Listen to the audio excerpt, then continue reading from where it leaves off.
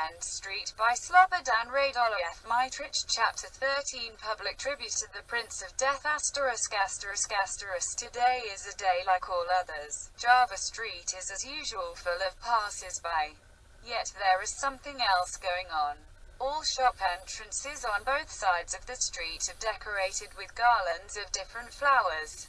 The shopkeepers dressed in festive clothes are standing as straight as candles in front of their stores. From Java Square, on the left side, until the tunnel, thousands of fragrant roses are spread out on the pavement. A young Moroccan dressed in royal Islamic clothing, like a figure from the fairy tale 1001 Night, surrounded by handsome fellow countrymen acting as his bodyguard, walks slowly over the flower-strewn steps of Java Square to the tunnel. The shopkeepers bolo before him.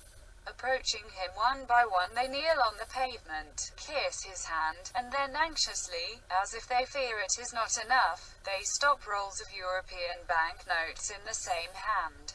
The Prince of Death deftly hands the gift to one of his companions, bows to the giver, who humbly goes to the side, and calmly walks on.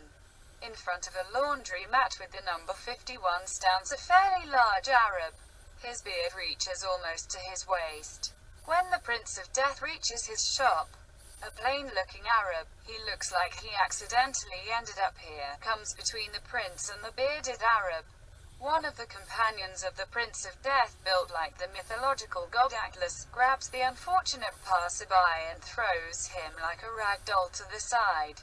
The unfortunate man falls like a ripe pumpkin against the wall of the shop and after gathering himself goes, constantly excusing himself, away in direction of Java Square.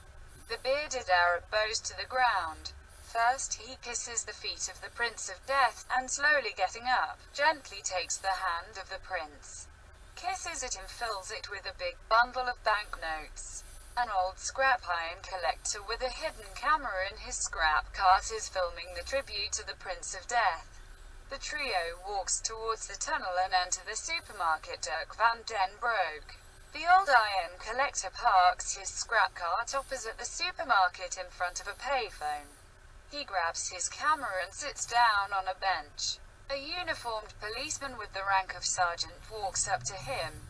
"What are you doing here?" he asks sternly. "That's none of your business." The policeman put his hand on his gun.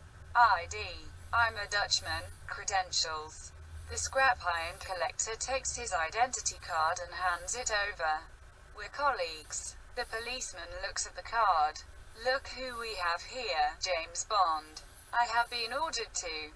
"What have you been ordered to do?" The man shows his camera. "To film." "Are you crazy? Do you want to spoil everything?" "That's none of your business." "Ha, you wanna play the game?" The policeman grabs the camera, pulls the film out of it and puts it in his pocket and then gives the camera back to the owner. "Give me my film back." While this is happening, another police officer with the rank of inspector leaves a computer repair shop and walks towards the tunnel. "What's going on here?" The sergeant smiles. "Sir, here's a spy from Riyadh. Mr. Inspector, he's got my film."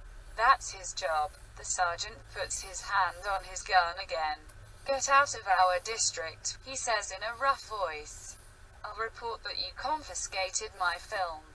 "Report as much as you can," the police inspector snarls. "And now get lost, or I'll beat you up completely." The scrap iron collector obediently gets up from the bench and walks with his scrap cart through the tunnel towards East Van Swindon Street. Both policemen walk back to the computer repair shop. The sergeant hands the film to the owner of the shop, who then pays each of them €2,000. ****.